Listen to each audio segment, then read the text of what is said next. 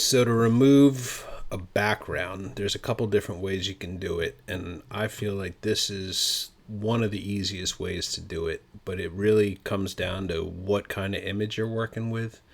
So there's different ways to go about it, but for something like this, with the chicken is pretty prominently clear from the background, I'm going to come up here and select my object selection tool. You probably are going to see your magic wand there, but if you click on that and hold it, you can go under and get the object selection tool. And what that does is it basically goes in and figures out what is what in the image. So this is seeing a background and a rooster. So if you hover over it, it's seeing this part of the background, basically the ground. I think this gets too blurry, so it's not seeing it. And then the rooster. So all you really have to do is click and drag what you want to keep, the marquee around it. It's going to take a second while it thinks, and you can see it put a marquee, or some people call it marching ants, around the rooster. Once you have that, you come down here to your layers panel, and right here is the layer mask button. It's the little white rectangle with a black circle in the center of it. Just click that, and it's going to mask the background. So you had the rooster selected, so it's masking the background. If I want to undo that, I can do a Control-Shift-I, which is inverse selection. On the Mac, it's Command-Shift-I. And if I do the same thing, now it's going to mask the rooster. So I want to do it the way I did it the first time. Go in here, mask it. And now we want to add a layer with a value in the background you set. So I'm going to click the plus sign in the layers panel. That's going to bring up a new layer. I'm going to double click in that. We'll call it background. Click it, drag it below. And so you want to select your value. Say, this is also going to help reveal the mask and how well it did. So if you want a neutral gray, you just select that with your background selected. Hit Alt and Delete. That's fill. I know it's under one of the menus too, but that's the shortcut that saves a lot of time. Now, if you have a darker background, this is probably where it's going to start showing any imperfections with that original mask selection. So I fill it with a black, and you see, let me get that off now. You see that it's got this little halo down here. So this is where a mask comes in really handy. If you look over here in the layers, you have your image on the left, and then on the right is the mask. So anything that's white is shown. Anything that's black is hidden. So you can select that and then tweak it. And the way you do that is you basically work with painting black and white. So you have your colors over here. The black is the one I'm painting with, and the white's the background. You can hit D, which is the default. That gives you 100% black and 100% white. So we want to get rid of this halo, which means we want to hide it, which means we're painting with black. So I'm going to hit X. That's going to bring the black forward. And then I'm going to grab my brush up here. I got a soft edge on it. And here's the size and the hardness. You can change the hardness, the softness, and the size up here.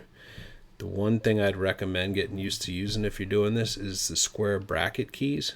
So instead of like making my brush small up there, now I want a big one, do it down there. You can do that with the bracket keys. It's just a lot quicker than you can click and hold, get a big brush, little brush. It's a lot easier than just having to go back there and tweak it. So what I'm going to do is I'm going to zoom in, and then you can go in and start finessing those edges. Put a little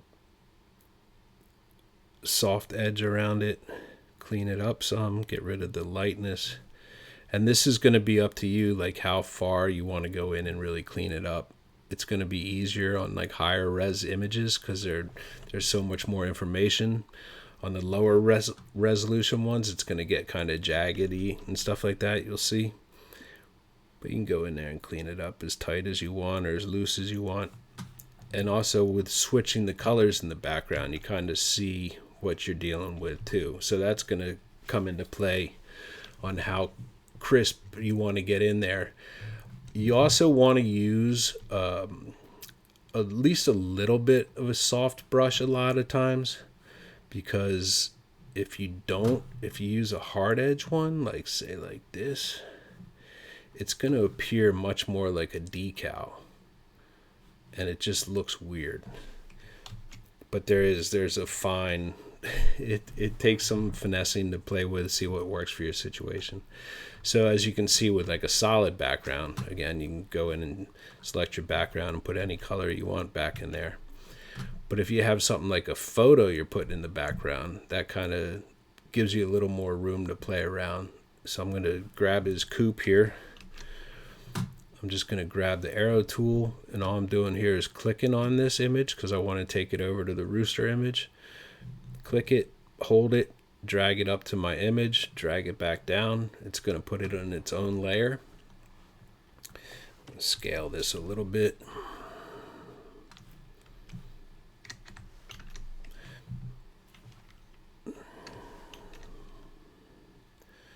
So there he is with his little chicken coop.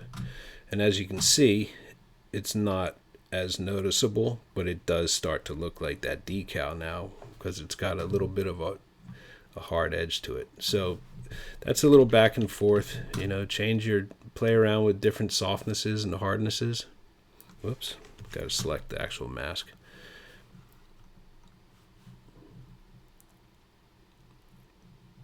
Paint some one way or the other, whatever you need for your application. The other thing with layer masks that you want to make sure of is there's this little link button between it. You click it, click between them, and it comes on and goes away. If you don't link it, the mask isn't connected to the image. So what's that mean? Right now they're linked. So wherever I drag this rooster, he's got that mask. If I uncheck that, I think by default it is linked, but if I uncheck it somehow and you get something like this, see what it did? It kept the mask, but you can move the photo without it. So that's something to watch out for. The other thing that is new that isn't quite, I'm just backing out of here quick, that isn't quite perfected yet, but it probably will be very soon, is the AI part of it. So to get to that, you can just come under Windows, Contextual Taskbar, and then right there it shows you your remove background. Now this is, sometimes it works great, sometimes not so much. I tried this one before just to see, and it doesn't. So there you go, it took away most of his body. There's probably ways you can go in and tweak what it selects. I think you can select the double click on the mask and change some of the settings. I haven't really played around with that yet, so we'll stay away from that. But back the same as before, you have your mask and your image in the layers palette, so you can bring all that back. The difference with the contextual taskbar is it automatically makes it a mask, whereas before when we used the object thing, you selected it and you had to go in and apply the mask. So it's basically cutting a step out, but it's also not working as well. But you can get to the same place, so you can just go in, hit your X key to get, why isn't it giving me the defaults? That's weird. All right, so you get your 100% black and your white. Go in and paint the body back. So I want to use my white and just paint it back in. Then again, come down here, go back the other way, X. So now you're painting black to hide it. And that's one thing with the soft toolbar you'll realize is that sometimes it leaves little remnants, and they don't always show up right when you're working on a background, like a transparent background like this, but you can vaguely see there's something there. If I bring in a background of a different color, it'll probably start to show up. See, you get all that. So sometimes that is the easy way to work with masks, is to come in with some obnoxious color like a day glow green, fill your background. Usually stuff stands out better. Purple, you can see the halo.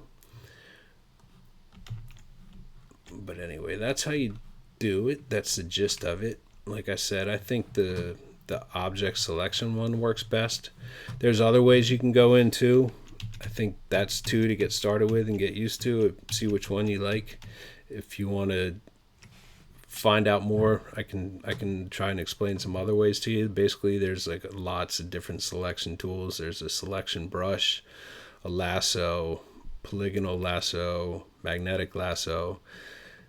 Like Photoshop, like everything else in Photoshop, there's probably 30 different ways to do every single thing. So you kind of find one that works for you and your purpose. But anyway, I hope that helps. If you have any questions, let me know and I can try and explain it more clearly or differently, whatever you need. All right. Good luck.